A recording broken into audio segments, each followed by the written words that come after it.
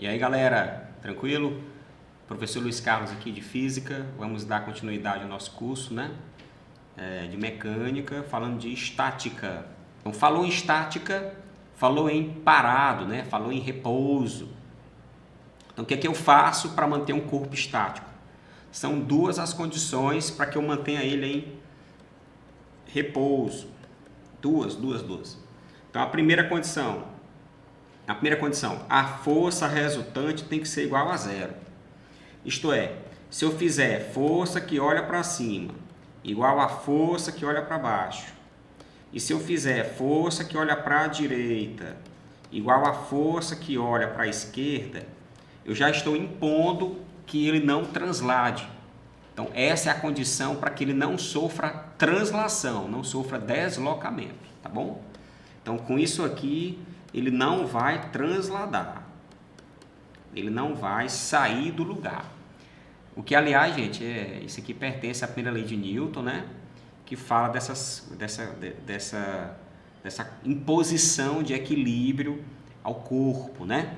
Força resultante igual a zero. Só que, em muitos exercícios, impor essa condição não é o suficiente para que o corpo mantenha-se no lugar. Eu tenho que fazer também o somatório. Aqui não foi somatório de força, aqui em cima, né? Então, o somatório dos momentos também tem que ser nulo, né? Essa grandeza nova chamada de momento. Pois é, a capacidade, vou botar assim, ó, a capacidade de giro no sentido horário, olha lá, tem que ser igual à capacidade de giro no sentido anti-horário.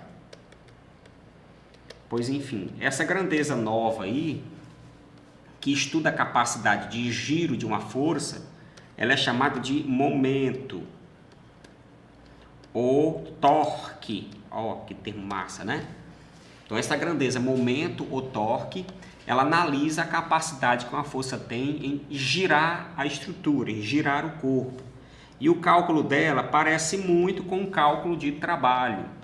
Só que momento é força vezes a distância, né? Veja que essas duas grandezinhas que apareceram aí, força e distância, estão multiplicando. E duas grandezas que multiplicam são inversamente proporcionais. Isto é, quanto maior a distância, menor a força. Ou vice-versa, se eu encurto essa distância até o apoio, eu vou aumentar esta força. Ó. Se eu deixo a distância pequenininha, eu aumento a força. Adivinha o nome da estrutura, o nome do dispositivo, que faz com que eu mexa nessa distância e eu tenha uma força maior. As famosas alavancas. Como diria o Arquimedes, dei uma alavanca e eu erguerei o mundo, né? Um exagero técnico, científico, mas que vem sim dessa ideia, né? De mexer na distância para multiplicar a força. Um exemplo bastante comum, que dá para a gente explicar uma série de coisas aqui, ó, é de uma barra. Veja a barra aqui, ó. Deixa eu pintar aqui essa barrinha.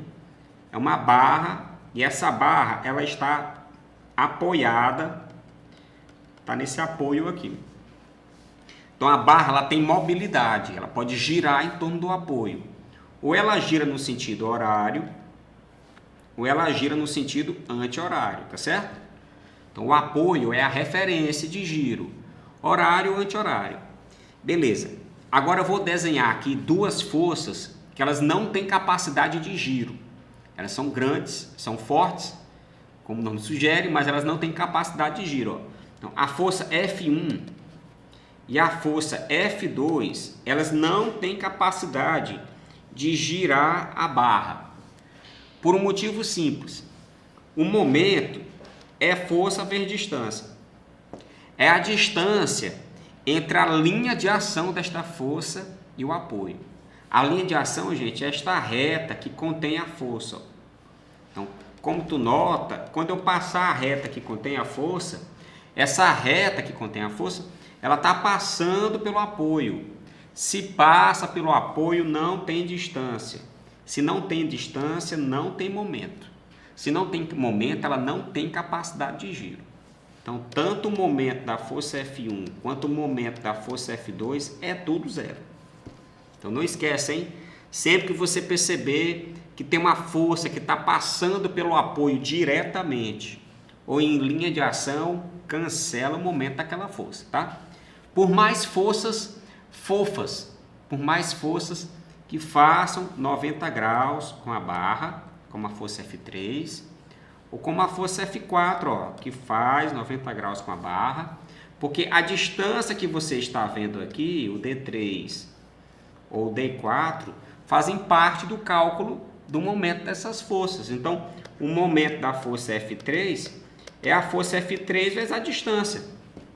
Mal barato, gente. Se você perceber que a força está fazendo 90 graus com a barra, não tenha medo da distância, não. Já o momento da força F4 é o F4 vezes a distância. Pare de querer colocar um mais aqui ou um menos lá. Ah, professor, é horário. Então, o F4, que é horário, eu boto negativo. Mas tem outros livros, gente, que diz que horário é positivo. Então, assim, isso não vai ficar preocupado com isso, não. Ah, professor, o F3 é anti-horário. Anti-horário eu aprendi que é negativo no livro ali, professor. Mas no outro já fala que é positivo, professor. E aí? E aí que você está preocupado com uma coisa que não vai ser importante. Porque na hora do pega para capar, tu não vai calcular o momento. Tu vai igualar os momentos, tá vendo? Capacidade de giro horário igual a capacidade de giro anti-horário. Então, gente, o que é que eu faço para essa barra da figura ficar equilibrada? Mas, menino, força vezes distância igual a força vezes distância. Sei lá quem é horário e quem é anti-horário. Isso é uma perda de tempo, rapaz. Força vezes distância igual a força vezes distância. Igualando as forças, quem olha para cima igual a quem olha para baixo, direita e esquerda, já é o suficiente para que o corpo fique equilibrado, tá bom? As questões vão primar sobre isso,